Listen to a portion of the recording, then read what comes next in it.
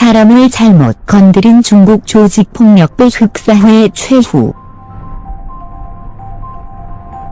2007년 당시 중국 스자庄시의 근거를 두고 있던 조직폭력배 일명 흑사회의 파워는 막강했다. 이 지역의 정치, 경제는 물론이고 스자庄시의 부시장과 공안국장, 중국의 경찰국장, 이를 봐주고 있었기에 흑사회의 경은 하늘을 찌르고 있었다. 그러던 어느 날 이 지역의 흑사회가 화해되는 사건이 발생하는데, 사건의 발단은 스자庄시에 위치한 징버판이라는 호텔에서 발생한다. 이 호텔은 흑사회가 운영하던 곳으로 고객들에게 바가지 요금을 씌우는 것으로 유명세를 떨쳤다. 그러던 중 2007년 9월 13일 스자庄 지역의 주둔 중인 제27군 총사령관이었던 친 회장은 운전병을 동반하여 사우나를 위해 징버판 호텔을 찾았다.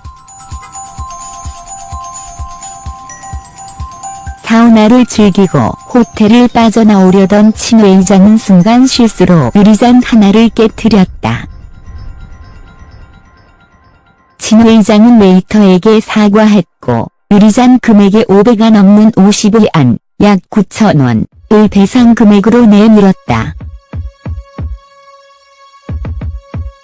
그러나 흑사회 출신의 웨이터는 100위안을 요구했고 화가 난 친 회장은 사장 나오라며 소리쳤지만 웨이터는 사장을 만나려면 500위안을 추가로 지불하라며 친 회장을 농락했다. 언성이 높아지자 흑사회 조폭들이 몰려들었고 이에 친 회장은 자신이 군 간부라고 밝혔지만 조폭들은 들은 채 만체 무시했다. 당시 운전병은 평소 친 회장의 불같은 성격을 알고 있었기에 무슨 일이라도 벌어질까 두려워 호텔에 사과하고 100위안을 주면서 서둘러 친 회장을 모시고 나오려 했다. 그런데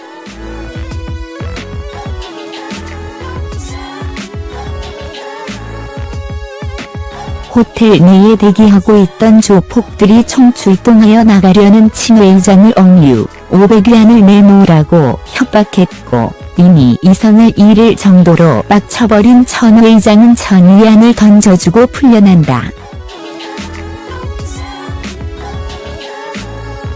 사령부로 돌아온 친 회장은 곧바로 특전사 부대 출동 명령을 내렸다. 400여 명의 군인에게 삽과 곡괭이를 들고 출동하라 명령했고 100여 명의 특전사는 고위 군 간부 호위라는 명목으로 실탄을 장전한 채 호텔로 향했다. 이렇게 총 500여 명의 군인이 호텔을 포위한 채 실탄을 무장한 특전사가 입구를 지키고 200명의 군인은 주위 교통봉쇄, 일반인의 출입을 통제하는 임무를 맡았다.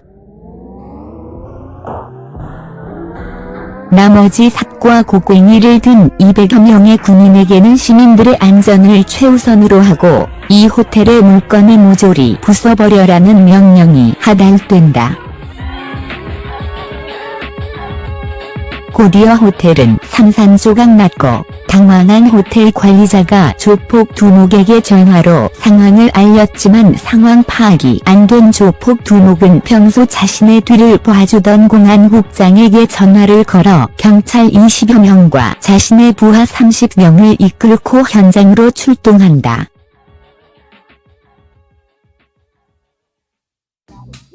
경찰을 등에 업고 권총까지 소지하고 있던 흑사회의 조직원들은 무서울 게 없었다.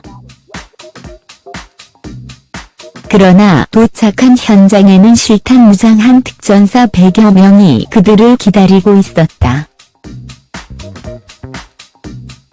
이러한 상황에 당황한 공안국장은 군대 해산을 요구했지만 친 회장은 군사 기밀이니 공안 당국에서 관여할 바가 아니다.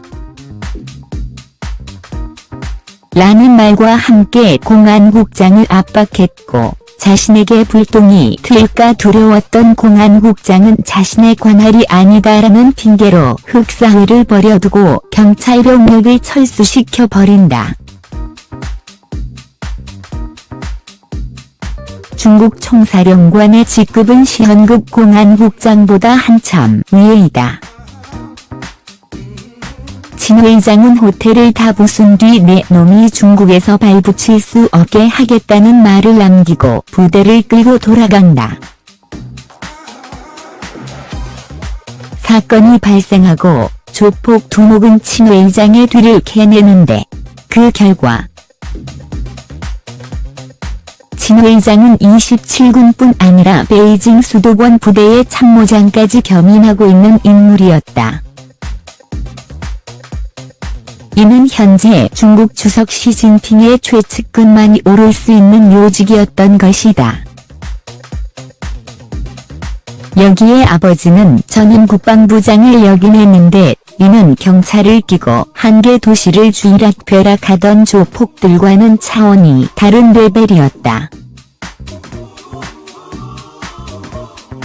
조폭 두목은 몇 번이고 친 회장을 찾아가 살려달라고 빌었으나 친 회장은 아예 만나주지 않았고 부시장을 통해서 200만 위안, 약 3억 5천만 이라는 거금을 뇌물로 주려 했으나 친 회장은 돈은 됐으니 너희 조직이 직접 호텔을 다시 수리해서 나에게 보고해라. 그러면 그 호텔을 다시 박살 내주겠다.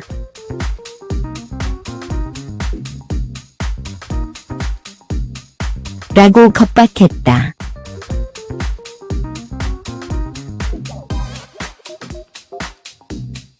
그 뒤로 조폭 두목은 도주하고 이 지역의 조폭 세력은 완전히 해됐다고 한다.